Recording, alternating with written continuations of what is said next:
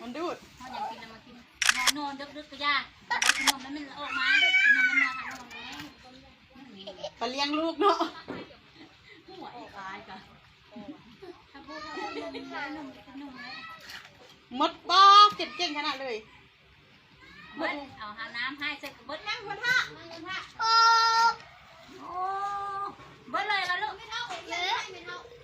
เนื้อเยี่ยนโอ้ยอีนี่พูดเมื่อกี้นี่มันเล็กโลคอมที่ตาเดี๋ยวมูก็คนบอกคนเจ้าเอาเยี่ยนเพิ่มเอาลูกนั่งลงเอามาน้าอ้นเอามาพี่อ้อมน้ำกินนะน้ำแดงชิ้นนมแดงหน่อย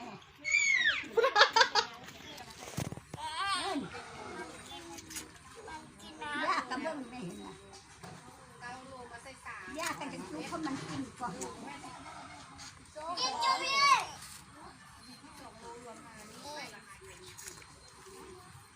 ยุบมันด้วยอ่ะยุบเบนยุบมันไปมันอิ่มแล้วบอกเวลา